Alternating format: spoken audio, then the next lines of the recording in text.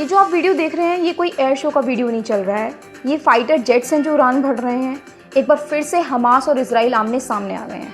So hey guys, welcome back to my channel. आज हम इस सेंसिटिव और ब्रेकिंग न्यूज़ के बारे में बात करने वाले हैं जो कि इजराइल और हमास के बारे में है। जैसा कि आप देख सकते हैं, गाज़ा पट्टी से ना हमास जो एक टेररिस्ट ऑर्गेनाइजेशन बोली जाती है इजराइल के द्वारा, उसने 5000 रॉकेट इजराइल के अंदर फायर किए गए।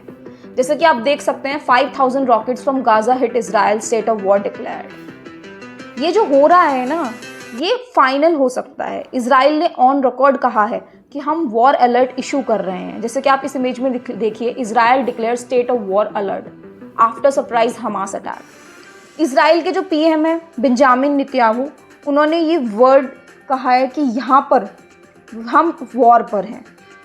यहाँ पर काफ़ी सारे इजराइल के नागरिक मारे गए हैं और ये बात हमें कहनी पड़ेगी बिल्कुल कि ये वॉर इजराइल ने शुरू नहीं किया है। ये जो अचानक से अटैक हुआ है, इट इज़ अनप्रेसिडेंट। इजराइल को ये उम्मीद तक नहीं थी। भारत सरकार ने एडवाइजरी इशू कर दी है नागरिकों के लिए कि अगर आप इजराइल में हैं तो रिमेन विजिलेंट, जो भी सेफ्टी प्रोटोकॉल्स हैं उन्हें फॉलो कीजिए। जैसे कि आप ये मैप देख सकते हैं, इसमें जो ये छोटा सा एरिया है इसे गाज़ा स्ट्रिप या गाज़ा पट्टी कहते हैं। यहाँ पे एक मिलिटेंट ऑर्गेनाइजेशन है हमास और इजराइल के बीच में हमेशा लड़ाई रहती है। पर कल क्या हुआ, हमास की तरफ से 5000 रॉकेट इजराइल की तरफ फायर किए गए और ये रॉकेट्स जो फायर हुए हैं ये ऑपरेशन अल अक्सा स्टॉर्म के अंडर किए गए हैं। मैं अगर बताऊं, अल अक्सा एक मस्जिद है जेरूसलम में और ये बहुत ही इंपॉर्टेंट मस्जिद है इस्लामिक लोगों के लिए। देखिए, अब आपको लग रहा होगा कि इतने सारे अटैक्स के बाद तो इजराइल डिस्ट्रॉय ही हो गया होगा। देखिए, ऐसा नहीं होता। मैं आपको एक प्रोसेस समझाती हूँ। इजराइल में एक आयरन डोम डिफेंस सिस्टम है, जो कि ज़्यादातर रॉकेट जब इजराइल के अंदर फायर किए जाते हैं तो एक सायरन बजता है, वहाँ पर रेडार काम करती है जो मिसाइल को ट्रैक करती है। और जो ये इनका आयरन डोम सिस्टम है, आप देख सकते हो, ये रॉकेट लॉन्च करता है और जितने भी गाज़ा स्ट्रिप की तरफ से या हमास की तरफ से रॉकेट आ रहे हैं उन्हें डिस्ट्रॉय कर देता है। लेकिन इसमें भी एक सीन आता है कि जब 5000 रॉकेट फायर किए जाएंगे तब जरूरी नहीं कि सारे रॉकेट डिस्ट्रॉय हो पाएं। कुछ रॉकेट खाली चले जाते हैं, कुछ रॉकेट इवन बिल्डिंग पर गिर जाते हैं। तो ये देखिए, आप कुछ पिक्चर्स देखिए कि रॉकेट्स ने कैसे डिस्ट्रक्शन किया है। तो अब फाइनली इजराइल ने भी स्टेट ऑफ वॉर डिक्लेयर कर दिया है।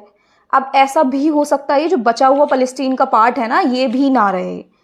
पर इन सब का देखिए बहुत नेगेटिव इम्पैक्ट इंडिया पे आ सकता है। आप सबने रिसेंटली आईमैक के बारे में सुना होगा, इंडिया मिडिल यूरोप कॉरिडोर। ये जो कॉरिडोर है ना, इसकी बैकबोन जो है इजराइल सऊदी अरेबिया की कॉपरेशन है, क्योंकि ये कॉरिडोर इंडिया से स्टार्ट होगा, सऊदी अरेबिया से गुजरेगा, फिर इजराइल से गुजरेगा एंड फिर ये यूरोप में आके आएगा।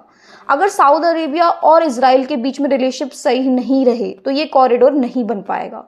और जब इस केस में इजराइल बॉम्बिंग करेगा पैलेस्टीन पर, तो सारी Islamic countries, whether it is Pakistan, Iran और जो भी हैं, सऊदी अरेबिया को बोलेंगे कि आप एक्शन लीजिए, इजराइल के साथ कोई भी कॉरिडोर मत बनाइए। इस सबसे जियोपॉलिटिकली बहुत इम्पैक्ट पड़ने वाला है, इवन इंडिया पे भी इम्पैक्ट पड़ने वाला है। देखिए, ये सब ना अब इजराइल पे डिपेंड करता है कि वे कितने बड़े स्केल पर इस सब को संभालता है या कितने बड़े स्केल पे ये वॉर होता है जो कि हमें जियोपॉलिटिकली इम्पैक्ट करने वाला है।